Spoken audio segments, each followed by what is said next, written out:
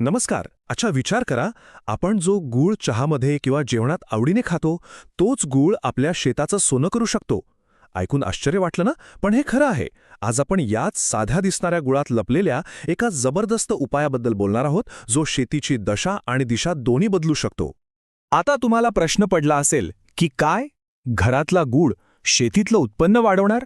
म्हणजे जिथे आपण युरिया डीएपी सारखी महागडी खतं वापरतो तिथे या गुळाचं काय काम, बरोबर ना? पण थांबा, ही गंमत नाहीये, याच्या मागे एक भक्कम सायन्स आहे. चला तर मग हे विज्ञान काय आहे ते अगदी सोप्या भाषेत समजून घेऊ. तर आज आपण काय काय पाहणार आहोत. सगळ्यात आधी आपली जमीन आजारी का पडलीये, मग यावर गुळाचा उपाय कसा चालतो त्यामागचं विज्ञान काय आहे, तिसरं म्हणजे तो वापरायचा कसा, प्रमाण काय ठेवायचं, आणि शेवटी याचे फायदे काय आणि कोणती काळजी घ्यायची. चला सुरू करूया. चला तर मग आपल्या पहिल्या आणि सगळ्यात महत्त्वाच्या मुद्द्याकडे येऊया. आपली माती आजारी का आहे? काय झालंय नेमकं आपल्या जमिनीसोबत? जरा आठवून बघा, किंवा आपल्या वडीलधाऱ्यांकडून ऐकलं असेल की 40-50 वर्षांपूर्वी आपली शेतजमीन कशी होती, एकदम मऊ, भुसभुशीत, जणू लोण्यासारखी. पण आजची परिस्थिती काय आहे? तीच जमीन दगडासारखी कडक आणि निर्जीव झाली आहे. पाणी दिलं तर ते मुरत नाही, वरच्यावरच राहतं. आणि असं का झालं याचं एकच कारण आहे. आपण आपल्या जमिनीच्या खऱ्या कामगारांना गमावून बसलोय. हे कामगार म्हणजे दुसरे तिसरे कोणी नसून कोट्यावधी सूक्ष्मजीव आणि आपली मित्र असलेली गांडूळ आहेत. आपण जास्त उत्पादनाच्या नादात रासायनिक खतांचा इतका मारा केला की हे बिचारे आपले फुकटातने मजूरच संपवून टाकले. बरं, आता प्रश्न येतो की या निर्जीव जमिनीला पुन्हा जिवंत कसं करायचं, आणि ह्याचं उत्तर आपल्या स्वयंपाकघरातच आहे. चला, गुळाचं विज्ञान काय आहे ते पाहूया. एक गोष्ट सगळ्यात आधी स्पष्ट करूया. गूळ हे पिकाचं अन्न नाहीये. म्हणजे असं नाही की आपण गूळ टाकला आणि पीक तो थेट खायला लागलं. नाही, गूळ हे अन्न आहे जमिनीतील सूक्ष्म जीवाणूंचं. जे जीवाणू सुस्त झालेत, अर्धमेल्या अवस्थेत आहेत, त्यांच्यासाठी गूळ म्हणजे एक प्रकारचं एनर्जी ड्रिंक आहे. तो त्यांना कार्बन आणि जबरदस्त ऊर्जा देतो. आता बघा गंमत कशी होते.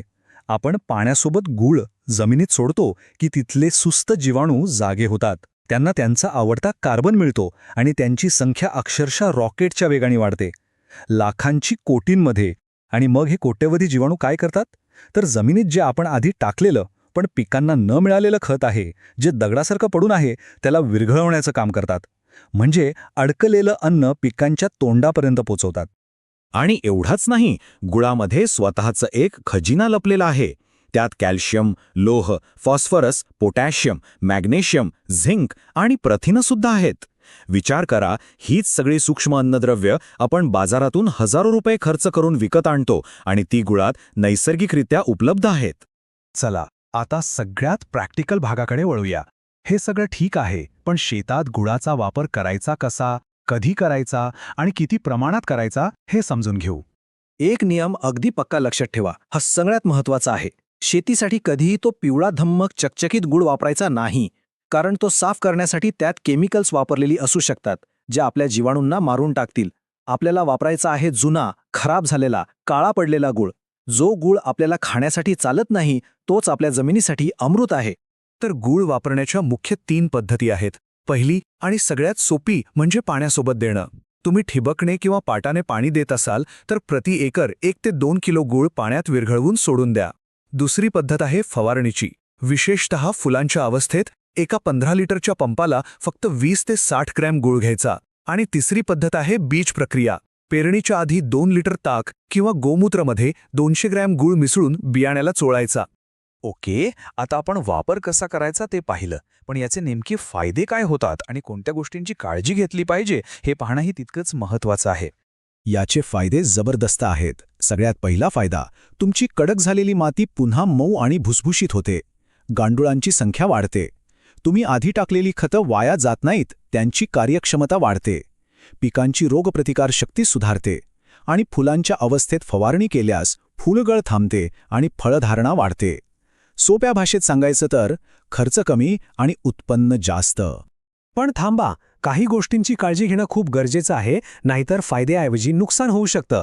पुन्हा एकदा सांगतोय, फक्त आणि फक्त जुना काळा गुळच वापरायचा. दुसरी गोष्ट, गूळ उष्ण असतो, त्यामुळे कडक उन्हाळ्यात प्रमाण कमी ठेवा. एकरी 1 किलो पुरेसा आहे. तिसरं, फवारणी करताना 60 ग्रॅमच्या वर अजिबात जाऊ नका, नाहीतर पानांवर चिकटपणा येईल आणि बुरशी किंवा कीड येऊ शकते. आणि सगळ्यात महत्त्वाचं, गुळाची फवारणी करताना त्यात दुसरं कोणतंही कीटकनाशक किंवा बुरशीनाशक मिसळू नका. तर मग आता विचार करण्याची वेळ आली आहे. आपल्या हातातच एक सोपा, स्वस्थ आणि प्रभावी उपाय आहे. मग आपण आपल्या जमिनीला हे अमृत देऊन तिला पुन्हा एकदा जिवंत करायला तयार आहोत का?